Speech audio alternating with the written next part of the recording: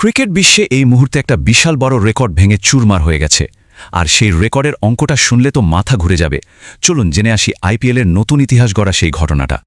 আর সেই রেকর্ড গড়া অঙ্কটা হল 25.2 কোটি রুপি।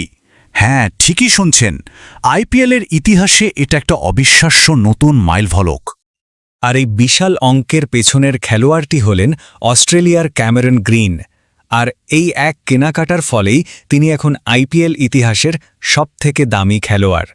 তো চলুন এই ইতিহাস গড়ার মুহূর্তটা একটু গভীরে গিয়ে দেখি। 2026 মৌসুমের নিলামে ঠিক কী এমন হলো যা আইপিএলের সব হিসেব নিকেশই উলটপালট করে দিল। আচ্ছা, তার আগে যারা হয়তো ভাবছেন এই আইপিএল মিনি অকশনটা আবার কি, তাদের জন্য ছোট্ট করে বলে দিই, এটা আসলে একটা বার্ষিক নিলাম যেখানে প্রত্যেকটা দল তাদের স্কোয়াডটা গুছিয়ে নেওয়ার জন্য পছন্দের খেলোয়াড়দের উপর দর হাঁকে। ক্যামেরন গ্রিনকে দলে নেওয়ার জন্য এবারে নিলামটা বলতে পারেন রীতিমতো একটা যুদ্ধক্ষেত্রে পরিণত হয়েছিল। বেশ কয়েকটি বড় বড় দলই তাকে পাওয়ার জন্য ঝাঁপিয়ে পড়েছিল। তো প্রশ্ন আসতেই পারে, আর কোন কোন দল ছিল এই লড়াইয়ে? কারা চেয়েছিল ক্যামেরন গ্রিনকে নিজেদের শিবিরে নিতে? দেখুন, লড়াইয়ে ছিল আরও দুটো হেভিওয়েট দল, রাজস্থান রয়্যালস আর চেন্নাই সুপার কিংস। মানে বুঝতেই পারছেন গ্রিনকে নিয়ে টানাটানিটা কোন পর্যায়ে গিয়েছিল। এই দুটো দলও তাকে পাওয়ার জন্য মরিয়া হয়ে উঠেছিল। কিন্তু সব হিসেব উল্টে দিয়ে, সবাইকে টেক্কা দিয়ে এই নিলাম যুদ্ধের শেষ হাসিটা হাসল কলকাতা নাইট রাইডার্স।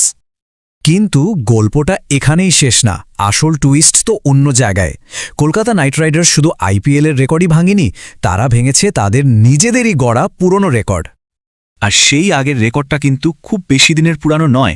এই তো মাত্র 2024 সালের আইপিএল নিলামেই মিচেল স্টার্ককে কিনে সেই রেকর্ডটি গড়েছিল এই কলকাতায়। একবার ভাবুন তো ব্যাপারটা, ক্যামেরন গ্রিনকে কেনা হলো 25.20 কোটি রুপিতে, আর তার ঠিক আগের রেকর্ডটি ছিল মিচেল স্টার্কের 24.75 কোটি রুপি। আর দুটো রেকর্ডে দুটোই কলকাতার দখলে। মনে হচ্ছে রেকর্ড গড়া আর ভাঙাটা তাদের একটা অভ্যাসে পরিণত হয়েছে। তো সব শুনে টুনে যে প্রশ্নটা সবার মাথায় ঘুরছে সেটা হলো, কেন?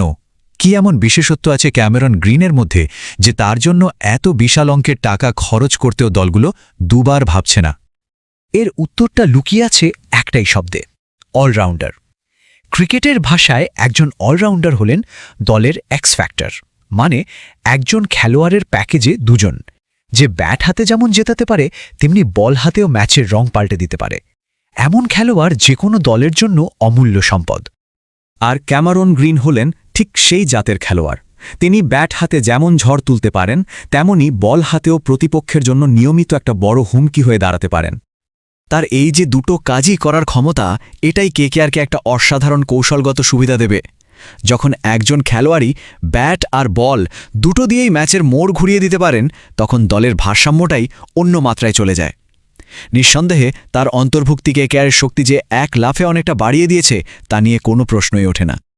তবে এত কিছুর পরেও, এত টাকা খরচের পরেও দিনের শেষে প্রশ্ন কিন্তু একটাই থেকে যাচ্ছে, এই বিশাল বিনিয়োগ কি শেষ পর্যন্ত কলকাতাকে তাদের বহু আকাঙ্ক্ষিত আইপিএল শিরোপাটা এনে দিতে পারবে? এর উত্তর তো সময় দেবে।